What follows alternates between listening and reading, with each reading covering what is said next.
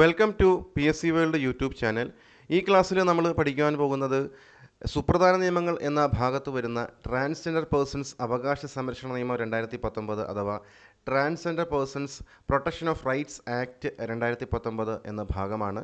നമ്മൾ സമീപകാലത്ത് ഒരു ചോദ്യപേപ്പറിൽ ഒരു ചോദ്യം കണ്ടിരുന്നു. അതായത് 2019 ട്രാൻസ്ജെൻഡർ പേഴ്സൺസ് അവകാശ സംരക്ഷണ നിയമത്തിലെ വകുപ്പ് 18 പ്രകാരം ട്രാൻസ്ജെൻഡർമാർക്ക് നേരെയുള്ള അതിക്രമങ്ങൾക്ക് ലഭിക്കാവുന്ന കുറഞ്ഞ ശിക്ഷ എന്താണെന്നുള്ളത്. അപ്പോൾ അത്തരം ഒരു ചോദ്യം കണ്ട സ്ഥിതിക്ക് ഈ ട്രാൻസ്ജെൻഡറുമായി ബന്ധപ്പെട്ട് നമ്മൾ പരീക്ഷാ പേപ്പറിൽ കൂടുതലും കണ്ടുവരുന്ന അവരുമായി ബന്ധപ്പെട്ട പദ്ധതികളൊക്കെയാണല്ലേ. അപ്പം ഈ പറയുന്ന ചോദ്യങ്ങൾ ഇനി അങ്ങോട്ട് വകുപ്പുകളുമായി ബന്ധപ്പെട്ട ചോദ്യങ്ങളും എന്നാണ് ഈ ആക്ട് പാസ്സാക്കിയത് അതൊക്കെ നമ്മൾ അറിഞ്ഞിരിക്കണം. ഒരു ചോദ്യം വന്നു കഴിഞ്ഞാൽ ഒരു മാർക്കാണ്. ഒരു മാർക്ക് എത്രമാത്രം വിലപ്പെട്ടതാണെന്ന് പരീക്ഷ എഴുതുന്ന എല്ലാവർക്കും അറിയാം. അപ്പോൾ നമുക്ക് ഈ ടോപ്പിക്ക് കുറച്ച് ഡീറ്റെയിൽ ആയിട്ട് തന്നെ പ്രധാനപ്പെട്ട പോയിൻറ്റ്സ് പഠിച്ചിരിക്കേണ്ടതുണ്ട്. അപ്പോൾ നമുക്ക് ക്ലാസ്സിലേക്ക് കടക്കാം. അതിനു മുമ്പ് ഒരു കാര്യം പറഞ്ഞോട്ടെ. ക്ലാസ്സുകൾ കാണുന്ന എല്ലാവരും ക്ലാസ്സുകൾ ഇഷ്ടപ്പെട്ടാൽ ചാനൽ സബ്സ്ക്രൈബ് ചെയ്യണമെന്നും അതുപോലെ നിങ്ങളുടെ സുഹൃത്തുക്കളിലേക്ക് കൂടി ചാനൽ എത്തിച്ചു കൊടുത്ത് അവരെ കൂടി നമ്മുടെ ചാനലിൻ്റെ ഭാഗമാക്കണമെന്ന് ഞാൻ ഒന്നുകൂടി താഴ്മയായി അഭ്യർത്ഥിക്കുന്നു. അപ്പോൾ നമുക്ക് ക്ലാസ്സിലേക്ക് കടക്കാം. ട്രാൻസ്ജെൻഡർ പേഴ്സൺസ് അവകാശ സംരക്ഷണ നിയമം 2019. ട്രാൻസ്ജെൻഡർ വ്യക്തി എന്നാൽ ജനന സമയത്ത് ആ വ്യക്തിക്ക് നൽകിയിട്ടുള്ള ലിംഗഭേദവുമായി പൊരുത്തപ്പെടാത്തതും ഇൻ്റർസെക്സ് അല്ലെങ്കിൽ ആണിൻ്റെയും പെണ്ണിൻ്റെയും ജീവശാസ്ത്രപരമായ സ്വഭാവ സവിശേഷതകൾ കൂടിച്ചേർന്നുള്ള വ്യതിയാനങ്ങളുള്ളതും ഹിജ്റ, കിന്നർ, അരവാണി, ജോക്ത സമൂഹ വിഭാഗത്തിലെ വ്യക്തികളുമാകാം. അപ്പോൾ ഇവരെയാണ് നമ്മൾ പൊതുവെ ട്രാൻസ്ജെൻഡേഴ്സ് എന്ന് പറയുന്നത്. എന്താണ്? ജനന സമയത്ത് ആ വ്യക്തിക്ക് നൽകിയിട്ടുള്ള ലിംഗഭേദവുമായി പൊരുത്തപ്പെടാത്ത വ്യക്തി, ഇൻ്റർസെക്സ് എന്നാൽ ആണിൻ്റെയും പെണ്ണിൻ്റെയും ജീവശാസ്ത്രപരമായ സ്വഭാവ സവിശേഷതകൾ കൂടി ചേർന്നിട്ടുള്ള ജനനം. അപ്പോൾ അങ്ങനെയുള്ളവരെയാണ് എന്ത് നമ്മൾ പറയുന്നത്? ട്രാൻസ്ജെൻഡേഴ്സ് എന്ന് പറയുന്നത്. ഇനി ഹിജ്റ, കിന്നർ, അരവാണി, ജോക്ത എന്ന സമൂഹമുണ്ട്. ആ വ്യക്തികൾ എന്താണ് നമുക്ക് പഠിക്കാം. ഹിജ്റ എന്ന് പറഞ്ഞു കഴിഞ്ഞാൽ ഹിജ്റകൾ തങ്ങളുടെ പുരുഷ വ്യക്തിത്വത്തെ നിരാകരിക്കുകയും സ്ത്രീകളായോ പുരുഷൻ്റെയും സ്ത്രീയുടെയും ഇടകലർന്നതുമായോ പുരുഷനോ സ്ത്രീയോ അല്ലെന്നതുമായ തിരിച്ചറിവ് ഉണ്ടാക്കുന്ന വ്യക്തികളാണ്. മുംബൈ താനെ മേഖലയിലാണ് ഹിജ്റ സമൂഹം കൂടുതലായി കേന്ദ്രീകരിച്ചിരിക്കുന്നത്. എന്താ പറഞ്ഞത്? ഹിജ്റകൾ എന്നാൽ അവർ തങ്ങളുടെ പുരുഷ വ്യക്തിത്വത്തെ നിരാകരിക്കുന്നു, സ്ത്രീകളായോ അല്ലെങ്കിൽ പുരുഷൻ്റെയോ സ്ത്രീയുടെയും ഇടകലർന്നതുമായോ അല്ലെങ്കിൽ പുരുഷനോ സ്ത്രീയോ അല്ലെന്നതുമായ തിരിച്ചറിവുണ്ടാക്കുന്ന വ്യക്തികളെയാണ് നമ്മൾ ഹിജ്റകൾ എന്ന് പറയുന്നത്. അവരെ കാണപ്പെടുന്നത് മുംബൈ താനെ മേഖലയിലാണ് ഇവരെ കൂടുതലായിട്ട് കണ്ടുവരുന്നത്. ഇനി കിന്നർ എന്ന് പറഞ്ഞാൽ ഉത്തരേന്ത്യയിൽ ഉപയോഗിക്കുന്ന ഹിജ്റയ്ക്ക് തുല്യമായ പദപ്രയോഗമാണ്. മേളിൽ പറഞ്ഞ ഹിജ്റ എന്ന വിഭാഗത്തെ ഉത്തരേന്ത്യയിൽ അറിയപ്പെടുന്ന പേരാണെന്ത്? കിന്നർ. ഓക്കെ. അടുത്തത് അരവാണി. എന്താണ് അരവാണി സമൂഹം? പുരുഷ വ്യക്തിത്വത്തെ നിരാകരിച്ചുകൊണ്ട് സ്ത്രീകളാകുന്നവരാണ്. ഇവരെ തമിഴ്നാട്ടിലാണ് കാണപ്പെടുന്നത്. അവരെ തമിഴ്നാട്ടിൽ അറിയപ്പെടുന്ന ഒരു പദപ്രയോഗമാണെന്ത്? ഈ അരവാണി എന്നത്. പുരുഷ വ്യക്തിത്വത്തെ നിരാകരിച്ചുകൊണ്ട് സ്ത്രീകളാകുന്നവർ അവരെ തമിഴ്നാട്ടിലാണ് അറിയപ്പെടുന്നത്. തമിഴ്നാട്ടിൽ അറിയപ്പെടുന്ന പേരാണെന്ത്? ഈ അരവാണി എന്നത്. അടുത്തത് ജോഗ്പ അല്ലെങ്കിൽ ജോഗപ്പ അല്ലെങ്കിൽ ജോക്ത സമൂഹം. അവരെ കാണപ്പെടുന്നത് വടക്കൻ കർണാടകയിലെ ഹുബ്ലി ധാർവാഡ് മേഖലയിലാണ് ഇവ പ്രധാനമായും കാണപ്പെടുന്നത്. അവർ സ്ത്രീയാകാൻ യെല്ലമ്മ ദേവിയെ വിവാഹം കഴിക്കുന്നു. അതവിടെ നിൽക്കട്ടെ. ജോഗപ്പ, ജോക്ത എന്നാൽ അവരെ എവിടെയാണ് കാണപ്പെടുന്നത്? അവർ കാണപ്പെടുന്നത് വടക്കൻ കർണാടകയിലെ ഹുബ്ലി ധാർവാഡ് മേഖലയിലാണ് ഇവരെ പ്രധാനമായും കാണപ്പെടുന്നത്. ജോഗ്പ അല്ലെങ്കിൽ ജോക്ത വിഭാഗം. അവർ സ്ത്രീയാകാൻ എന്ത് ചെയ്യുന്നു? യെല്ലമ്മ ദേവിയെ വിവാഹം കഴിക്കുന്നു എന്നും ഓർത്തിരിക്കുക. അപ്പം 4 വിഭാഗങ്ങളെപ്പറ്റി നമ്മൾ പറഞ്ഞു. ആദ്യം പറഞ്ഞത് ഹിജ്റയാണ്. അവരെ കാണപ്പെടുന്നത് എവിടെയാണ്? മുംബൈ താനെ മേഖലയിലാണ് കാണപ്പെടുന്നത്. രണ്ടാമത് പറഞ്ഞത് കിന്നറാണ്. അവരെ ഇതേ ഹിജ്റ വിഭാഗത്തെ ഉത്തരേന്ത്യയിൽ അറിയപ്പെടുന്ന ഒരു പേരാണെന്ത്? കിന്നർ എന്നാൽ അരവാണി വിഭാഗം കാണപ്പെടുന്ന എവിടെയാണ്? തമിഴ്നാട്ടിലാണ് കാണപ്പെടുന്നത്. അവർ പുരുഷ വ്യക്തിത്വത്തെ നിരാകരിച്ചുകൊണ്ട് സ്ത്രീകളാവുന്ന തമിഴ്നാട്ടിലുള്ള വിഭാഗത്തെയാണ് അരവാണി എന്ന് പറയുന്നത്. അവസാനമായി പറഞ്ഞത് ജോഗപ്പ അല്ലെങ്കിൽ ജോക്ത വിഭാഗം. ഇവർ വടക്കൻ കർണാടകയിലെ ഹുബ്ലി ധാർവാഡ് മേഖലയിൽ കാണപ്പെടുന്നു. അടുത്ത് നമ്മൾ പഠിക്കുന്നത് ഈ ആക്റ്റുമായി ബന്ധപ്പെട്ട പ്രധാനപ്പെട്ട പോയിന്റ്സ് ആണ്, ശ്രദ്ധിച്ചിരിക്കണം. ആകെ 9 ഭാഗങ്ങളിലായി 23 വകുപ്പുകൾ നിയമത്തിൽ ഉൾപ്പെട്ടിരിക്കുന്നു. നിയമം എന്നാണ് 2019 ആ നിയമത്തിൽ 9 ഭാഗങ്ങളുണ്ട്, 23 വകുപ്പുകളുമുണ്ട്. നോക്കൂ, ലോക്സഭയിൽ അവതരിപ്പിച്ചത് 19 July 2019 2019 July 19 transgender persons protection of rights act അവതരിപ്പിച്ചത്. ആരാണ് അവതരിപ്പിച്ച വ്യക്തി? തവർചന്ദ് ഗെഹ്ലോട്ടാണ്. തവർചന്ദ് ഗെഹ്ലോട്ട് അന്നത്തെ സാമൂഹ്യനീതി വകുപ്പ് മന്ത്രിയായിരുന്നു തവർചന്ദ് ഗെഹ്ലോട്ട്. അദ്ദേഹമാണ് ലോക്സഭയിൽ ഇത് 2019 ജൂലൈ 19 അവതരിപ്പിച്ചത്. ലോക്സഭ ഇത് 2019 ഓഗസ്റ്റ് 5 പാസ്സാക്കുന്നു. ലോക്സഭ 2019 ഓഗസ്റ്റ് 5 പാസ്സാക്കുന്നു. എന്നാൽ രാജ്യസഭയോ 2019 നവംബർ 26 പാസ്സാക്കുന്നു. അപ്പോൾ ലോക്സഭയിൽ 2019 ജൂലൈ 19 അവതരിപ്പിക്കുന്നു, 2019 ഓഗസ്റ്റ് 5 ലോക്സഭ പാസ്സാക്കുന്നു, രാജ്യസഭ 2019 നവംബർ 26 പാസ്സാക്കുന്നു. പ്രസിഡന്റ് ഒപ്പുവെച്ചത് 2019 ഡിസംബർ 5 പ്രസിഡന്റ് ഒപ്പുവെച്ചത് 2019 ഡിസംബർ 5 ഇനി നിയമം പ്രാബല്യത്തിൽ വന്നതോ 2020 ജനുവരി 10 2020 ജനുവരി 10 ട്രാൻസ്ജെൻഡർ പേഴ്സൺസ് അവകാശ സംരക്ഷണ നിയമം അല്ലെങ്കിൽ പ്രൊട്ടക്ഷൻ ഓഫ് റൈറ്റ്സ് ആക്ട് 2019 നിലവിൽ വന്നതെന്നാണ് 2020 ജനുവരി 10 ഈ 2020 ജനുവരി 10 മറ്റൊരു പ്രത്യേകതയുണ്ട്. എന്താ? നമ്മുടെ പൗരത്വ ഭേദഗതി നിയമം നിലവിൽ വന്നതും എന്ന് തന്നെയാണ് 2019 ജനുവരി 10 തന്നെയാണ്. ഇനി ഇതിൻ്റെ നിയമപരിധി എന്ന് പറയുന്നത് ഇന്ത്യ മുഴുവനുമാണ്, അല്ലാതെ ജമ്മു ലഡാക്ക് ഒന്നും ഇല്ലെന്നല്ല, എല്ലാ ഇന്ത്യ മുഴുവനുമാണ് ഈ ട്രാൻസ്ജെൻഡേഴ്സ് ആക്ടിൻ്റെ നിയമപരിധി എന്ന് പറയുന്നത്. ഇനി നിയമത്തിലെ വകുപ്പ് 2 സബ് ക്ലോസ് കെ പറയുന്നത് ട്രാൻസ്ജെൻഡർ വ്യക്തി എന്ന പദത്തിന് നിർവചനം നൽകിയിരിക്കുന്നു. അപ്പോൾ പരീക്ഷയ്ക്ക് ചോദിക്കാം, ട്രാൻസ്ജെൻഡർ വ്യക്തി എന്ന പദത്തിന് നിർവചനം നൽകിയിരിക്കുന്ന വകുപ്പ് ചോദിച്ചാൽ 2 സബ് ക്ലോസ് കെ അല്ലെങ്കിൽ 2 കെയിലാണ് പറയുന്നത്. വകുപ്പ് 2 കെയിലാണ് എന്ത്? ട്രാൻസ്ജെൻഡർ വ്യക്തി എന്നതിന് നിർവചനം നൽകിയിരിക്കുന്നത്. വകുപ്പ് 3 എന്താണ്? ഒരു വ്യക്തിയോ സ്ഥാപനമോ ട്രാൻസ്ജെൻഡർ വ്യക്തികളോട് യാതൊരു രീതിയിലും വിവേചനം കാണിക്കരുത്. ഒരു വ്യക്തിയോ സ്ഥാപനമോ ട്രാൻസ്ജെൻഡർ വിഭാഗത്തോട് യാതൊരു രീതിയിലുമുള്ള വിവേചനം കാണിക്കരുത് എന്ന് പറയുന്നത് എവിടെയാണ്? വകുപ്പ് 3 ഇനി വകുപ്പ് 4 എന്താ പറയുന്നത്? ട്രാൻസ്ജെൻഡർ വ്യക്തിയുടെ വ്യക്തിത്വത്തിന് അംഗീകാരം നൽകുന്നു. അവരുടെ ആ വ്യക്തിത്വത്തിന് അംഗീകാരം നൽകുന്ന എവിടെയാണ്? വകുപ്പ് 4 എന്താണ് വകുപ്പ് 5 പറയുന്നത്? വകുപ്പ് 5 പറയുന്നത് ട്രാൻസ്ജെൻഡർ വ്യക്തിയാണെന്നുള്ള തിരിച്ചറിയൽ സർട്ടിഫിക്കറ്റിനായി ജില്ലാ മജിസ്ട്രേറ്റിന് അപേക്ഷ നൽകാം. ആർക്കാണ് അപേക്ഷ നൽകേണ്ടത്? ജില്ലാ മജിസ്ട്രേറ്റിനാണ് അപേക്ഷ നൽകേണ്ടത്. എന്തിനാണ്? ട്രാൻസ്ജെൻഡർ വ്യക്തിയാണെന്നുള്ള തിരിച്ചറിയൽ സർട്ടിഫിക്കറ്റിന് ജില്ലാ മജിസ്ട്രേറ്റിന് അപേക്ഷ നൽകാം. ഏത് വകുപ്പ് പ്രകാരം? വകുപ്പ് 5 പ്രകാരം. ഇനി പ്രായപൂർത്തിയാകാത്ത കുട്ടിയുടെ കാര്യത്തിൽ അപേക്ഷ രക്ഷാകർത്താവ് നൽകേണ്ടതാണ്. രക്ഷാകർത്താവ് എന്ന് എഴുതിയിരിക്കുന്നുണ്ടോ? ഇതാണ് ശരിയായിട്ട് രക്ഷാകർത്താവ് എന്ന് എഴുതുന്നുണ്ട്. മലയാളത്തിൽ ചോദിച്ചിട്ടുണ്ട്, പ്രീവിയസ് ആണ്. ഓക്കെ, അപ്പോൾ നമുക്ക് വകുപ്പ് 5 വകുപ്പുകൾ പഠിച്ചു. 5 വകുപ്പ് ഒന്നുകൂടെ പറയാം. വകുപ്പ് 2 സബ് ക്ലോസ് കെയിൽ എന്താണ് പറയുന്നത്? ട്രാൻസ്ജെൻഡർ വ്യക്തി എന്ന പദത്തിന് നിർവചനം നൽകുന്നു. വകുപ്പ് 3 പറയുന്നത് എന്താണ്? ഒരു വ്യക്തിയോ സ്ഥാപനമോ ട്രാൻസ്ജെൻഡർ വ്യക്തികളോട് യാതൊരു രീതിയിലുമുള്ള വിവേചനം കാണിക്കുവാൻ പാടില്ല.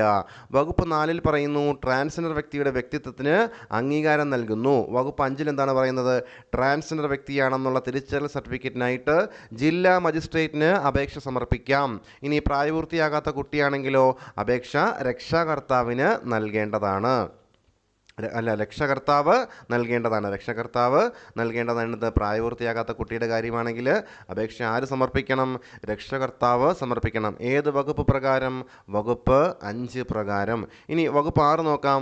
വകുപ്പ് 6 പറയുന്നത് ട്രാൻസ്ജെൻഡർ വ്യക്തിയാണെന്നുള്ള തിരിച്ചറിയൽ സർട്ടിഫിക്കറ്റ് ജില്ലാ മജിസ്ട്രേറ്റ് വിതരണം ചെയ്യും. നമ്മൾ വകുപ്പ് 5 പറഞ്ഞു ജില്ലാ മജിസ്ട്രേറ്റിനാണ് എന്ത്? അപേക്ഷ സമർപ്പിക്കേണ്ടത്. വകുപ്പ് 6 എന്ത് ചെയ്യുന്നു? അദ്ദേഹം ട്രാൻസ്ജെൻഡർ വ്യക്തിയാണെന്നുള്ള തിരിച്ചറിയൽ സർട്ടിഫിക്കറ്റ് ആരാണ് അപേക്ഷ സമർപ്പിച്ചത് അവർക്ക് വിതരണം ചെയ്യണമെന്ന് പറയുന്നു. ഇനി നിയമത്തിലെ ഭാഗം 4 വകുപ്പ് 8 പ്രകാരം, വകുപ്പ് 8 എന്താ പറയുന്നത്?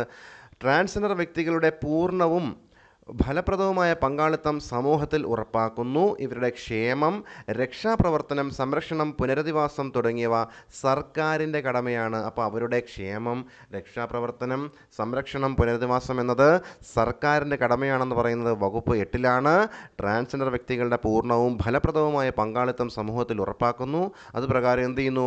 അവരുടെ ക്ഷേമവും രക്ഷാപ്രവർത്തനവും സംരക്ഷണവും പുനരധിവാസവും ഒക്കെ സർക്കാരിൻ്റെ കടമയാണെന്ന് വകുപ്പ് 8 പ്രതിപാദിക്കുന്നു. ഇനി വകുപ്പ് 9 നോക്കാം. തൊഴിലിടങ്ങളിൽ റിക്രൂട്ട്മെൻറ്റ്, പ്രൊമോഷൻ എന്നിവയിൽ ട്രാൻസ്ജെൻഡർ വ്യക്തികളോട് യാതൊരു വിധത്തിലുള്ള വിവേചനവും കാണിക്കുവാൻ പാടില്ല. വകുപ്പ് 9 എന്താ പറയുന്നത്? തൊഴിലിടങ്ങളിൽ അല്ലെങ്കിൽ റിക്രൂട്ട്മെൻറ്റ് അവിടെ അല്ലെങ്കിൽ പ്രൊമോഷൻ എന്നിവയിൽ എന്ത് ചെയ്യണം? ട്രാൻസ്ജെൻഡർ വ്യക്തികളോട് യാതൊരു വിധത്തിലുള്ള വിവേചനവും കാണിക്കുവാൻ പാടില്ല. വകുപ്പ് 9 പ്രകാരം. അടുത്തത് വകുപ്പ് 11 പറയുന്നു, നിയമവ്യവസ്ഥകളുടെ ലംഘനവുമായി ബന്ധപ്പെട്ട പരാതികൾ കൈകാര്യം ചെയ്യാൻ പരാതി പരിഹാര സംവിധാനം തൊഴിലിടങ്ങളിൽ ആരംഭിക്കുകയും ഇതിനായി ഒരു ഓഫീസറെ നിയമിക്കുകയും വേണം. വകുപ്പ് 9 തുടർച്ചയാണ് വകുപ്പ് 11. അവിടെ എന്താ പറയുന്നത്? നിയമവ്യവസ്ഥകളുടെ ലംഘനവുമായി ബന്ധപ്പെട്ട പരാതികൾ കൈകാര്യം ചെയ്യാൻ പരാതി പരിഹാര സംവിധാനം എവിടെ വേണം? തൊഴിലിടങ്ങളിൽ ആരംഭിക്കുകയും ഇതിനായി ഒരു ഓഫീസറെ നിയമിക്കുകയും വേണം.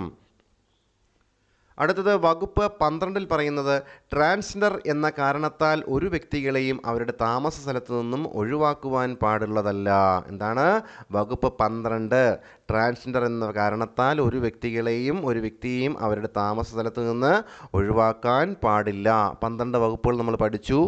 നമുക്ക് 6 തൊട്ട് ഒന്നുകൂടെ നോക്കാം. വകുപ്പ് 6 എന്താ പറയുന്നത്? ട്രാൻസ്ജെൻഡർ വ്യക്തിയാണെന്നുള്ള തിരിച്ചറിയൽ സർട്ടിഫിക്കറ്റ് ജില്ലാ മജിസ്ട്രേറ്റ് വിതരണം ചെയ്യണം. അത് ജില്ലാ മജിസ്ട്രേറ്റിനാണ് വകുപ്പ് 5 പ്രകാരം അപേക്ഷ സമർപ്പിക്കേണ്ടത്. പ്രായപൂർത്തിയാകാത്ത കുട്ടിയാണെങ്കിൽ ആരാണ് അപേക്ഷ സമർപ്പിക്കേണ്ടത്? അത് രക്ഷകർത്താവാണ്. ഇനി വകുപ്പ് 8 എന്താണ് പറയുന്നത്?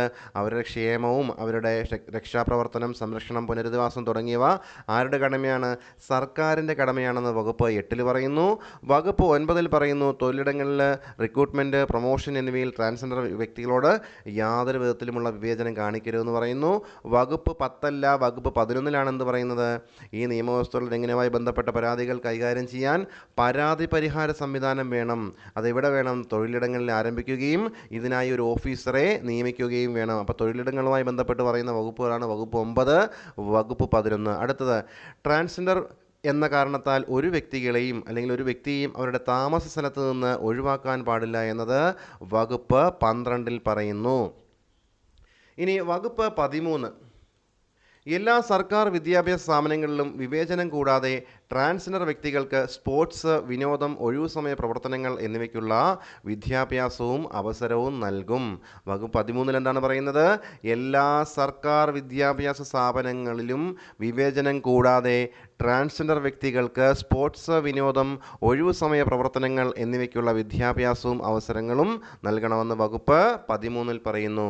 അടുത്തത് വകുപ്പ് 14 പറയുന്നത്, തൊഴിൽ പരിശീലനവും സ്വയം തൊഴിൽ കണ്ടെത്തുന്നതിനുള്ള സഹായവും സർക്കാർ നൽകും.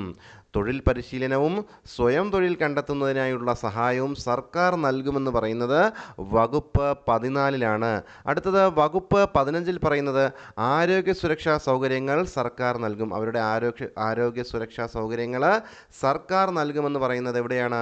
വകുപ്പ് 15 തൊഴിൽ പരിശീലനവും സ്വയം തൊഴിൽ കണ്ടെത്തുന്നതിനുള്ള സഹായം സർക്കാർ നൽകുമെന്ന് പറയുന്നത് എവിടെയാണ്? വകുപ്പ് 14 അടുത്ത പോയിന്റ്, നിയമത്തിലെ ഭാഗം 7 വകുപ്പ് 16. വകുപ്പ് 16 എന്താ പറയുന്നത്?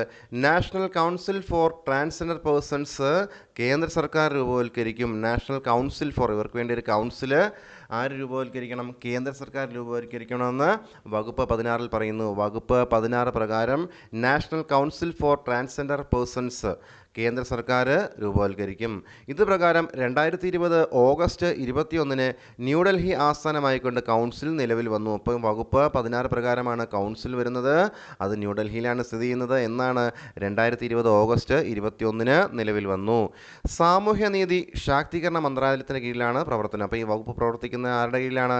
കേന്ദ്ര സാമൂഹ്യനീതി ശാക്തീകരണ മന്ത്രാലയത്തിന് കീഴിലാണ് ഈ പറയുന്ന council, national council for transgender persons പ്രവർത്തിക്കുന്നത്. ഇനി ഈ കൗൺസിലിൽ ആരൊക്കെ ഉണ്ടെന്ന് നോക്കാം. ഈ കൗൺസിലിൽ ഉൾപ്പെടുന്നവർ, ഇതിൻ്റെ ചെയർപേഴ്സൺ എന്ന് പറയുന്നത് കേന്ദ്ര സാമൂഹ്യനീതി ശാക്തീകരണ മന്ത്രിയായിരിക്കും. കേന്ദ്ര സാമൂഹ്യനീതി ശാക്തീകരണ മന്ത്രിയായിരിക്കും ആര്? ഈ പറയുന്ന കൗൺസിലിൻ്റെ ചെയർപേഴ്സൺ എന്ന് പറയുന്നത്. ഇതിൻ്റെ വൈസ് ചെയർപേഴ്സൺ എന്ന് പറയുന്നത് കേന്ദ്ര സാമൂഹ്യനീതി ശാക്തീകരണ സഹമന്ത്രിയായിരിക്കും. സഹമന്ത്രിയാണ് വൈസ് ചെയർപേഴ്സൺ. കേന്ദ്ര സാമൂഹ്യനീതി ശാക്തീകരണ മന്ത്രിയായിരിക്കും എന്ത്? ചെയർപേഴ്സൺ എന്നുള്ളത്. കൂടാതെ കേന്ദ്ര സാമൂഹ്യനീതി ശാക്തീകരണ വകുപ്പ് സെക്രട്ടറി ഉണ്ടായിരിക്കും. കേന്ദ്ര സാമൂഹ്യനീതി ശാക്തീകരണ വകുപ്പ് ജോയിൻറ്റ് സെക്രട്ടറി ഉണ്ടായിരിക്കും. പിന്നീട് കിഴക്ക്, പടിഞ്ഞാറ്, വടക്ക്, തെക്ക്, വടക്ക് കിഴക്കൻ മേഖലകളിൽ നിന്നായി ട്രാൻസ്ജെൻഡർ കമ്മ്യൂണിറ്റിയുടെ 5 പ്രതിനിധികളെ കേന്ദ്ര സർക്കാർ നിയമിക്കും. ഇനി ട്രാൻസ്ജെൻഡർ വ്യക്തികളുടെ ക്ഷേമത്തിനായി പ്രവർത്തിക്കുന്ന 5 വിദഗ്ധരെ കേന്ദ്ര സർക്കാർ നിയമിക്കുകയും ചെയ്യും. ഇനിയോ, ദേശീയ മനുഷ്യാവകാശ കമ്മീഷൻ, ദേശീയ വനിതാ കമ്മീഷനിൽ നിന്നും ഓരോ പ്രതിനിധി വീതം, അതെങ്ങനെയായിരിക്കണം? ജോയിൻറ്റ് സെക്രട്ടറി റാങ്കിൽ കുറയാത്ത ഓരോ പ്രതിനിധി വീതം എവിടെ നിന്ന്? ദേശീയ മനുഷ്യാവകാശ കമ്മീഷനിൽ നിന്ന് വേണം, ദേശീയ വനിതാ കമ്മീഷനിൽ നിന്നും വേണം. ഇനി കേന്ദ്ര മന്ത്രാലയങ്ങളിൽ ആരോഗ്യം, കുടുംബക്ഷേമം, ആഭ്യന്തരം, ഭവനം, നഗരകാര്യം, ന്യൂനപക്ഷകാര്യം, മാനവവിഭവശേഷി വികസനം, ഗ്രാമവികസനം, തൊഴിൽ, നിയമം, പെൻഷൻ നിന്നും അതുപോലെ തന്നെ പ്രധാനമായും നീതി ആയോഗിൽ നിന്നും ഓരോ പ്രതിനിധികൾ വീതം എന്ത് ചെയ്യണം? അതും ജോയിൻ്റ് സെക്രട്ടറി റാങ്കിൽ കുറയാത്തവർ ഇതിൽ അംഗമായിരിക്കണം. അപ്പോൾ ഒന്നുകൂടെ പറയാം, കേന്ദ്ര മന്ത്രാലയങ്ങളിലായിട്ടുള്ള കേന്ദ്രത്തിൻ്റെ ആരോഗ്യ കുടുംബക്ഷേമ മന്ത്രാലയം, ആഭ്യന്തരം, ഭവനം ആൻഡ് നഗരകാര്യം, ന്യൂനപക്ഷം, മാനവവിഭവശേഷി വികസനം, ഗ്രാമവികസനം, തൊഴിൽ, നിയമം, പെൻഷൻ, അതുപോലെ തന്നെ നീതി ആയോഗിൽ നിന്നും ഓരോ പ്രതിനിധി വീതവും അതും ജോയിൻറ്റ് സെക്രട്ടറി റാങ്കിൽ കുറയാത്തവരും ഇതിൽ അംഗമായിരിക്കണം. പിന്നെ ദേശീയ മനുഷ്യാവകാശ കമ്മീഷനിൽ നിന്നും ദേശീയ വനിതാ കമ്മീഷനിൽ നിന്നും ഓരോ പ്രതിനിധി വീതം ഉണ്ടായിരിക്കണം. ട്രാൻസ്ജെൻഡർ വ്യക്തികളുടെ ക്ഷേമത്തിനായി പ്രവർത്തിക്കുന്ന 5 വിദഗ്ധരെ കേന്ദ്ര സർക്കാർ ഇതിനായി നിയമിക്കും. അതുപോലെ തന്നെ കിഴക്ക്, പടിഞ്ഞാറ്, വടക്ക്, തെക്ക്, ഒപ്പം തന്നെ വടക്ക് കിഴക്കൻ മേഖലകളിൽ നിന്നായിട്ടും ട്രാൻസ്ജെൻഡർ കമ്മ്യൂണിറ്റിയുടെ 5 പ്രതിനിധികളെ കൂടി കേന്ദ്ര സർക്കാർ നിയമിക്കും. പിന്നീടോ കേന്ദ്ര സാമൂഹ്യനീതി ശാക്തീകരണ വകുപ്പ് ജോയിൻറ്റ് സെക്രട്ടറി ഉണ്ടായിരിക്കും. കേന്ദ്ര സാമൂഹ്യനീതി ശാക്തീകരണ വകുപ്പ് സെക്രട്ടറി ഉണ്ടായിരിക്കും. പിന്നെ ഇതിൻ്റെ ചെയർപേഴ്സൺ എന്ന് പറയുന്നത് പഠിച്ചിരിക്കണം, അത് കേന്ദ്ര സാമൂഹ്യനീതി ശാക്തീകരണ മന്ത്രിയായിരിക്കും. വൈസ് ചെയർപേഴ്സൺ എന്ന് പറയുന്നതോ കേന്ദ്ര സാമൂഹ്യനീതി ശാക്തീകരണ വകുപ്പ് സഹമന്ത്രിയും ആയിരിക്കും. ഇനി വകുപ്പ് 17 പറയുന്നത് കൗൺസിലിൻ്റെ പ്രവർത്തനങ്ങളെ സംബന്ധിച്ചാണ്. വകുപ്പ് 17 കൗൺസിലിൻ്റെ പ്രവർത്തനങ്ങളെ പറ്റി പറയുന്നത്. നയങ്ങൾ, പരിപാടികൾ, നിയമനിർമ്മാണം എന്നിവയുടെ രൂപവൽക്കരണത്തിൽ കേന്ദ്ര സർക്കാരിനെ ഉപദേശിക്കുക എന്നത് ഈ കൗൺസിലിൻ്റെ ഒരു ചുമതലയാണ്. അതുപോലെ തന്നെ നയങ്ങളുടെയും പ്രോഗ്രാമുകളുടെയും സ്വാധീനം നിരീക്ഷിക്കുവാനും വിലയിരുത്തുവാനും ഭിന്നലിംഗക്കാരുടെ സമത്വവും സമ്പൂർണ്ണ പങ്കാളിത്തവും ഉറപ്പാക്കുക, സർക്കാരിൻ്റെയും എല്ലാ വകുപ്പുകളുടെയും സർക്കാരിതര സ്ഥാപനങ്ങളുടെയും പ്രവർത്തനങ്ങൾ അവലോകനം ചെയ്യുകയും ഏകോപിപ്പിക്കുകയും ചെയ്യുക. ഇനി ട്രാൻസ്ജെൻഡർ വ്യക്തികളുടെ പരാതികൾ പരിഹരിക്കുക, കേന്ദ്ര സർക്കാർ നിർദ്ദേശിച്ചേക്കാവുന്ന മറ്റ് പ്രവർത്തനങ്ങൾ നിർവഹിക്കുക എന്നതാണ് ഇവരുടെ ചുമതലകളെന്ന് പറയുന്നത്. പ്രവർത്തനങ്ങളെന്ന് പറയുന്നത് നോക്കാം. നയങ്ങൾ, പരിപാടികൾ, നിയമനിർമ്മാണം എന്നിവയുടെ രൂപവൽക്കരണത്തിൽ കേന്ദ്ര സർക്കാരിനെ ഉപദേശിക്കുക. വകുപ്പ് 17 കൗൺസിലിൻ്റെ പ്രവർത്തനങ്ങളെ പറ്റി പറയുന്നത്. അതുപോലെ നയങ്ങളുടെയും പ്രോഗ്രാമുകളുടെയും സ്വാധീനം നിരീക്ഷിക്കുവാനും വിലയിരുത്തുവാനും ഭിന്നലിംഗക്കാരുടെ സമത്വവും സമ്പൂർണ്ണ പങ്കാളിത്തവും ഉറപ്പാക്കുക, സർക്കാരിൻ്റെയും എല്ലാ വകുപ്പുകളുടെയും അതുപോലെ സർക്കാരിതര സ്ഥാപനങ്ങളുടെ പ്രവർത്തനങ്ങൾ അവലോകനം ചെയ്യുകയും ഏകോപിപ്പിക്കുകയും ചെയ്യുക, ട്രാൻസ്ജെൻഡർ വ്യക്തികളുടെ പരാതികൾ പരിഹരിക്കുക, കേന്ദ്ര സർക്കാർ നിർദ്ദേശിച്ചേക്കാവുന്ന മറ്റ് പ്രവർത്തനങ്ങൾ നിർവഹിക്കുക. ഇത് ആരുടെ ചുമതലയാണ്? ഈ പറയുന്ന കൗൺസിലിൻ്റെ പ്രവർത്തനങ്ങളാണ്. നമ്മൾ മേളിൽ പറഞ്ഞു വകുപ്പ് 16 പ്രകാരമാണ് എന്താ നാഷണൽ കൗൺസിൽ ഫോർ ഈ ട്രാൻസ്ജെൻഡർ പേഴ്സൺസ് രൂപവൽക്കരിക്കുന്നത്. 17 അവരുടെ പ്രവർത്തനങ്ങളാണ് പറഞ്ഞത്. അടുത്തത് വകുപ്പ് 18. വകുപ്പ് 18 എന്താ പറയുന്നത്? ട്രാൻസ്ജെൻഡർ വ്യക്തികൾക്ക് നേരെ ഉണ്ടാകുന്ന അതിക്രമങ്ങൾക്ക് കുറഞ്ഞത് 6 മാസവും കൂടിയത് 2 വർഷവും തടവും പിഴയോടും കൂടി ശിക്ഷ ലഭിക്കാവുന്നതാണ്. ഇതാണ് പരീക്ഷയ്ക്ക് ചോദിച്ചത്. ഇത് വകുപ്പ് 18 പ്രതിപാദിക്കുന്നത്. വകുപ്പ് 18 ഇവർക്ക് നേരെ ഉണ്ടാകുന്ന അതിക്രമങ്ങളെക്കുറിച്ച് പറയുന്നത്. അതിക്രമങ്ങൾക്കെതിരെയുള്ള ശിക്ഷകളെ പറ്റി പറയുന്നത്. എന്താണ് ശിക്ഷ? ഏറ്റവും കുറഞ്ഞ എന്താണ്? 6 മാസവും കൂടിയത് എങ്ങനെയാണ്? 2 വർഷം തടവും പിഴയും. ഓക്കെ, മനസ്സിലായില്ല? വകുപ്പ് 18 ട്രാൻസ്ജെൻഡർ വ്യക്തികൾക്ക് നേരെ ഉണ്ടാകുന്ന അതിക്രമങ്ങൾക്കുള്ള ശിക്ഷയെപ്പറ്റി പറയുന്നത്. കുറഞ്ഞത് 6 മാസം, കൂടിയതോ 2 വർഷം തടവും പിഴയും ഒന്നിച്ച്. ഇനി വകുപ്പ് 19 പറയുന്നത് നാഷണൽ കൗൺസിലിൻ്റെ പ്രവർത്തനങ്ങൾക്കായി ഗ്രാൻറ്റുകൾ നൽകാൻ കേന്ദ്ര സർക്കാർ ബാധ്യസ്ഥരാണ്. നമ്മൾ പറഞ്ഞു വകുപ്പ് 16 പ്രകാരമാണ് നാഷണൽ കൗൺസിൽ രൂപീകരിക്കുന്നത്. അതിൻ്റെ പ്രവർത്തനങ്ങൾക്കായിട്ട് ഗ്രാൻറ്റുകൾ നൽകാൻ കേന്ദ്ര സർക്കാർ ബാധ്യസ്ഥരാണെന്നുള്ളത് വകുപ്പ് 19 പറയുന്നത്. അടുത്തത് വകുപ്പ് 22 പറയുന്നത് ട്രാൻസ്ജെൻഡർ വ്യക്തികളുടെ അവകാശ സംരക്ഷണത്തിനായി ചട്ടങ്ങൾ നിർമ്മിക്കാൻ കേന്ദ്ര സംസ്ഥാന സർക്കാരുകൾക്ക് അധികാരമുണ്ട്. വകുപ്പ് 22 പറയുന്നത്. രണ്ടെന്ന് പറയുമ്പോൾ ഓർക്കിനും കേന്ദ്രവും സംസ്ഥാനവും രണ്ടുപേരല്ലേ. അപ്പോൾ ട്രാൻസ്ജെൻഡർ വ്യക്തികളുടെ അവകാശ സംരക്ഷണമായിട്ട് എന്താണ് ചട്ടങ്ങൾ നിർമ്മിക്കാൻ കേന്ദ്രത്തിനും സംസ്ഥാന സർക്കാരുകൾക്കും എന്തുണ്ട് അധികാരമുണ്ട്. ഏത് വകുപ്പ് പ്രകാരം? വകുപ്പ് 22 പ്രകാരം. ഇത് പ്രകാരം 2020 ട്രാൻസ്ജെൻഡർ വ്യക്തികളുടെ അല്ലെങ്കിൽ അവകാശ സംരക്ഷണം ചട്ടങ്ങൾ കേന്ദ്ര സർക്കാർ പുറത്തിറക്കി. അങ്ങനെ കേന്ദ്ര സർക്കാർ 2020 ട്രാൻസ്ജെൻഡർ വ്യക്തികളുടെ അവകാശ സംരക്ഷണം ചട്ടങ്ങൾ പുറത്തിറക്കി. ഇനി മറ്റ് പ്രധാന വസ്തുതകൾ നമുക്ക് നോക്കാം. 2014 national legal service authority visas union of India കേസിൽ 3-ാം ലിംഗം അംഗീകരിക്കാൻ ഇന്ത്യൻ സുപ്രീം കോടതി വിധിച്ചു. അപ്പോൾ ഇന്ത്യൻ സുപ്രീം കോടതി, നമ്മുടെ സുപ്രീം കോടതി 3-ാം ലിംഗം അംഗീകരിക്കാൻ ഇടയായ കേസ് ഏതാണ്? 2014 national legal service authority visas union of India എന്ന കേസിലാണ്. അടുത്തത് 2015 ട്രാൻസ്ജെൻഡേഴ്സ് നയം അവതരിപ്പിക്കുന്ന ഇന്ത്യയിലെ ആദ്യ സംസ്ഥാനമായി കേരളം മാറി. അപ്പോൾ 2015 അതുപോലെ പരീക്ഷയ്ക്ക് ഒരുപാട് വട്ടം ചോദിച്ച ചോദ്യമാണ്. ട്രാൻസ്ജെൻഡേഴ്സ് എന്നുള്ള നയം അവതരിപ്പിക്കുന്ന ഇന്ത്യയിലെ ആദ്യ സംസ്ഥാനം ഏതാണെന്നുള്ളത്. അത് കേരളമാണ്. സംസ്ഥാനത്തെ 25,000 ട്രാൻസ്ജെൻഡേഴ്സിന് സമത്വത്തിനും അന്തസ്സിനും വികസനത്തിനും അഭിപ്രായ പ്രകടനത്തിനുമുള്ള അവകാശം ആവശ്യപ്പെടാനുള്ള ഒരു വേദി നൽകാനാണ് ഈ നയത്തിൻ്റെ ലക്ഷ്യം. അടുത്തത് 2016 രാഷ്ട്രപതി പ്രണബ് മുഖർജി ലിംഗസമത്വവും അതായത് LGBT lesbian, gay, bisexual and transgender അതാണ് LGBT പ്രശ്നങ്ങളും സംബന്ധിച്ച പരിഹാരങ്ങൾക്കായി കോഴിക്കോട്ട് ജെൻഡർ പാർക്ക് ഉദ്ഘാടനം ചെയ്തു. കോഴിക്കോട്ട് ജെൻഡർ പാർക്ക് ഉദ്ഘാടനം ചെയ്തതൊക്കെ ഒരുപാട് തവണ പരീക്ഷയ്ക്ക് ചോദിച്ചിട്ടുണ്ട്. ആരാണ് ഉദ്ഘാടനം ചെയ്തത്? പ്രണബ് മുഖർജിയാണ്. എന്താണ്? ട്രാൻസ്ജെൻഡേഴ്സിൻ്റെ പ്രശ്നങ്ങൾ സംബന്ധിച്ച പരിഹാരങ്ങൾക്കായിട്ട് കോഴിക്കോട്ട് ഒരു ജെൻഡർ പാർക്ക് ഉദ്ഘാടനം ചെയ്തു. ഇനി സംസ്ഥാന സിവിൽ സർവീസ് പരീക്ഷയുടെ ലിംഗഭേദം വിഭാഗത്തിൽ ട്രാൻസ്ജെൻഡർ ഓപ്ഷൻ ഉൾപ്പെടുത്തുന്ന ഇന്ത്യയിലെ ആദ്യ സംസ്ഥാനമായി ഏത് മാറി? ആസാം മാറി. അപ്പോൾ പരീക്ഷയ്ക്ക് ചോദിക്കാം, സംസ്ഥാന സിവിൽ സർവീസ് പരീക്ഷയിലെ ലിംഗഭേദം വിഭാഗത്തിൽ ട്രാൻസ്ജെൻഡേഴ്സിൻ്റെ ഓപ്ഷൻ ഉൾപ്പെടുത്തുന്ന ഇന്ത്യയിലെ ആദ്യ സംസ്ഥാനം ഏതാണെന്ന്. അതേതാണ്? ആസാമാണ്. ആസാം. ഇനി ട്രാൻസ്ജെൻഡർ വിഭാഗത്തിന് ഭക്ഷ്യധാന്യങ്ങൾ, പെൻഷൻ, ആരോഗ്യം, വിദ്യാഭ്യാസം, ഭവന ആനുകൂല്യങ്ങൾ എന്നിവ നൽകുന്ന രാജ്യത്തെ ആദ്യ സംസ്ഥാനം ഏതാണ്? ഒഡീഷയാണ്. ഒഡീഷ. എന്താണ്? ട്രാൻസ്ജെൻഡർ വിഭാഗത്തിന് ഭക്ഷ്യധാന്യങ്ങൾ, പെൻഷന്, ആരോഗ്യം, വിദ്യാഭ്യാസം, അതുപോലെ ഭവന ആനുകൂല്യങ്ങൾ എന്നിവ നൽകുന്ന രാജ്യത്തെ ആദ്യ സംസ്ഥാനം ഏതാണ്? ഒഡീഷയാണ്. അവരെ ദാരിദ്ര്യരേഖയ്ക്ക് താഴെയുള്ള അതായത് BPL വിഭാഗത്തിൽ ഉൾപ്പെടുത്തുകയും ചെയ്തു. ഏത് സംസ്ഥാനം? ഒഡീഷ. അടുത്ത പോയിന്റ്, എല്ലാ സർക്കാർ സേവനങ്ങളിലും ട്രാൻസ്ജെൻഡർ വിഭാഗത്തിന് 1% സംവരണം നൽകുന്ന ഇന്ത്യയിലെ ആദ്യ സംസ്ഥാനമായി കർണാടക മാറി. കർണാടകയിൽ എന്താ പറയുന്നത്? എല്ലാ സർക്കാർ സേവനങ്ങളിലും ട്രാൻസ്ജെൻഡർ വിഭാഗത്തിന് 1% സംവരണം നൽകുന്ന ഇന്ത്യയിലെ ആദ്യ സംസ്ഥാനം ഏതാണ്? കർണാടകയാണ്. ഇനി പോലീസ് സേനയിൽ ട്രാൻസ്ജെൻഡർമാരെ റിക്രൂട്ട് ചെയ്യുന്ന ആദ്യ സംസ്ഥാനമായി ഛത്തീസ്ഗഡ് മാറി. പോലീസ് സേന, ഇത് പരീക്ഷയ്ക്ക് ഒത്തിരി വട്ടം ചോദിച്ചുള്ള ചോദ്യമാണ്. പോലീസ് സേനയിൽ ട്രാൻസ്ജെൻഡർമാരെ റിക്രൂട്ട് ചെയ്യുന്ന ആദ്യ സംസ്ഥാനം ഏതാണ്? ഛത്തീസ്ഗഡ് ആണ്. ഇനി രാജ്യത്തെ ആദ്യത്തെ ട്രാൻസ്ജെൻഡർ സ്കൂൾ അതായത് സഹജ റെസിഡൻഷ്യൽ സ്കൂൾ എറണാകുളത്ത് തൃക്കാക്കരയിൽ ആരംഭിച്ചു. എന്താണ്? രാജ്യത്തെ ആദ്യ ട്രാൻസ്ജെൻഡർ സ്കൂൾ എറണാകുളത്തെ തൃക്കാക്കരയിൽ അതായത് സഹജ റെസിഡൻഷ്യൽ സ്കൂൾ ആരംഭിച്ചു. പറഞ്ഞ പോയിന്റ്സ് നമുക്ക് ഒന്നുകൂടെ പറയാം. കോഴിക്കോട് ജെൻഡർ പാർക്ക് ഉദ്ഘാടനം ചെയ്തു. ആരാണ്? പ്രണബ് മുഖർജിയാണ്. അതുപോലെ സംസ്ഥാന സിവിൽ സർവീസ് പരീക്ഷയിൽ ലിംഗഭേദം വിഭാഗത്തിൽ ട്രാൻസ്ജെൻഡർ ഓപ്ഷൻ ഉൾപ്പെടുത്തുന്ന സംസ്ഥാനം ഏതാണ്? ആദ്യമായിട്ട് ആസാമാണ്. അതുപോലെ ട്രാൻസ്ജെൻഡർ വിഭാഗത്തിന് ഭക്ഷ്യധാന്യങ്ങൾ, പെൻഷൻ, ആരോഗ്യം, വിദ്യാഭ്യാസം, ഭവന ആനുകൂല്യങ്ങൾ എന്നിവ നൽകുന്ന രാജ്യത്തെ ആദ്യ സംസ്ഥാനം ഏതാണ്? ഒഡീഷയാണ്. അവരെ BPL വിഭാഗത്തിലും ഉൾക്കൊള്ളിച്ചിട്ടുണ്ട്. ഇനി എല്ലാ സർക്കാർ സേവനങ്ങളിലും ട്രാൻസ്ജെൻഡർ വിഭാഗത്തിന് 1% സംവരണം നൽകുന്ന ഇന്ത്യയിലെ ആദ്യ സംസ്ഥാനം ഏതാണ്? അത് കർണാടകയാണ്. പോലീസ് സേനയിൽ ട്രാൻസ്ജെൻഡേഴ്സുമാരെ റിക്രൂട്ട് ചെയ്യുന്ന ആദ്യ സംസ്ഥാനം ഏതാണ്? ഛത്തീസ്ഗഡാണ്.